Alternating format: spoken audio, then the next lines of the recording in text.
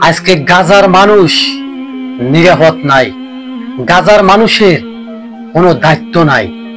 গাজার মানুষকে কারা সহযোগিতা করবে, কারা ওদেরকে রক্ষা করবে, এরকম কোনো সহযোগিতা নাই। এবং গাজার ভিতরে কোনো সরকারও নাই। ইসরায়েলের প্রধানমন্ত্রী নেতানিয়াহু তাদের সেনাবাহিনীদেরকে আদেশ দিয়ে রাখছে, গাজা পুরোটা ধ্বংস করে দাও এবং গাজা আমাদের লাগবে। গাজার মানুষ আজকে নিরীহ হয়ে পড়ছে, আর ইসরায়েলের প্রধানমন্ত্রী আজকে বিশ্বের নেতা হয়ে পড়ছে। কে?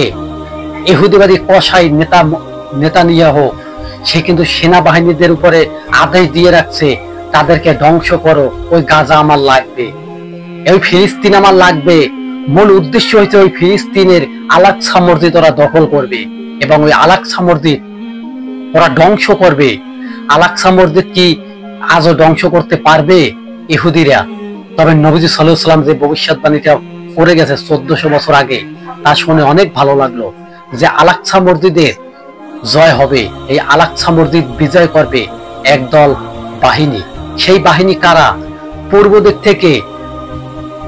পূর্ব দিক থেকে কালা পতাকা নিয়ে তারা ইহুদিদেরকে তাড়িয়ে মেরে তাদেরকে ধ্বংস করে আল-আকসা মসজিদ বিজয় করবে এবং ওই আল-আকসা মসজিদের গম্বুজের উপরে কালা পতাকা উড়বে এবং সেই পতাকায় লেখা থাকবে লা ইলাহা ইল্লাল্লাহ মুহাম্মাদুর রাসূলুল্লাহ। কলেমার পতাকা উড়বে এবং পুরো বিশ্বের ভিতরে কলেমার ধ্বনি হবে।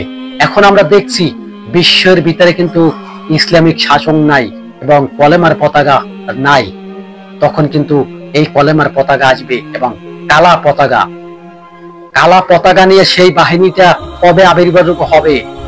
আজও কি সেই বাহিনী দল প্রকাশ পাইছে নাকি পাবে? এখনো পায় নাই। সেই বাহিনী প্রকাশ যখন হবে তখন এখন এই গাজার মানুষকে, নিরীহ মানুষকে ইসরায়েলের প্রধানমন্ত্রী মারছে না এবং তাদেরকে মানুষের দুয়ারে দুয়ারে ভিক্ষা করাইছে না। ইহুদিবাদীদের এমন পতন হবে যেমন নমরুদ, সাদ্দাত, ফেরাউনেরও পতন হয় নাই, এর ভয়ঙ্কর ভাবে তাদের পতন হবে। আজকে আমরা বলছি শিয়া কাকে? ইরানকে। আজকে শিয়া হয়ে সে কিন্তু মুসলমানের পক্ষ হয়ে যুদ্ধ করছে, লড়াই করছে এবং ইহুদিবাদীদের বিরুদ্ধে যুদ্ধ করছে। এই ডোনাল্ড ট্রাম্প সে একটা ইহুদিবাদী, তার মৃত্যুরা যারা আছে তারাও কিন্তু ইহুদিবাদী। দেখুন আজকে এই ডোনাল্ড ট্রাম্প ইরানের পারমাণবিক অস্ত্রের ঘাটির ভিতরে হামলা করছে। কে? Donald Trump. মিলিয়ন টাকা খরচ কইরা তারা কিন্তু ইরানের পারমাণবিক ঘাটির ভিতরে সেইখানে কিন্তু অস্ত্র ব্যবহার করছে। পারমাণবিক বোমার চেয়ে ভয়ঙ্কর। আপনারা মনে করছেন কি এই বোমাটা মাটির 200 ফুট গভীরে গিয়ে আক্রমণ করতে পারে? পাথর হোক, লোহা হোক, কেটে নিচে চলে যাবে। তবে এটা কি পারমাণবিক বোমার চেয়ে ভয়ঙ্কর না? পারমাণবিক বোমা তো 200 ফুট 300 ফুট মাটির গভীরে যাবে না, কিন্তু এই বোমবারুম যে বোমাটার নাম দেওয়া হয়েছে, বিশেষজ্ঞরা বলছে যে এই বোমাটা মাটির 200 ফুট গভীরে গিয়ে আক্রমণ করে এবং ধ্বংসত্ব চালায়। আজকে আমরা দেখছি ফিলিস্তিনের ভিতরে নিরীহ মানুষকে ধ্বংস করে ওদের কলিজাটা ঠান্ডা হয় নাই, এখন ইরানের শহরের ভিতরে হামলা করছে। তবে ইরান সাফ জানিয়ে দিছে, ইরান বলে দিছে আমাদের উপরে যদি হামলা করা হয় আমরা কিন্তু পাল্টা হামলা শুরু করব। ইতিমধ্যে কিন্তু শুরু করেছে।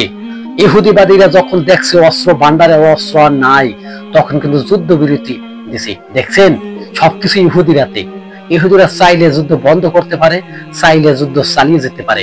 যেমন ডোনাল্ড ট্রাম্প যখন দেখছে পারমাণবিক অস্ত্রের ভিতরে যুদ্ধ, এমন ঘাটির ভিতরে ধ্বংসত্ব চালান হয়ে গেছে, তখন কিন্তু যুদ্ধবিরতি দিছে। ইহুদি নবী সাল্লাল্লাহু আলাইহি ওয়াসাল্লাম বলেছে ইহুদির সাথে তোমরা কেউ বন্ধুত্ব করিও না, তোমাদের কিন্তু সাপের মতো সবল মারবে। ওই রকমেরই করছে। আজকে ফিলিস্তিনের নিরীহ মানুষের ভূমির ভিতরে থাইকে ওদের আশ্রয় দিয়া আজকে ফিলিস্তিনের নিরীহ মানুষ ঘর ছাড়া ভিটা ছাড়া হয়েছে। আর চতুর্দিকে তাকাইলে শুধু বাঙ্গার ধ্বংসত্ব। ওরা ধ্বংসত্ব করে ওরা ঠান্ডা হয় না, শান্ত হয় নাই।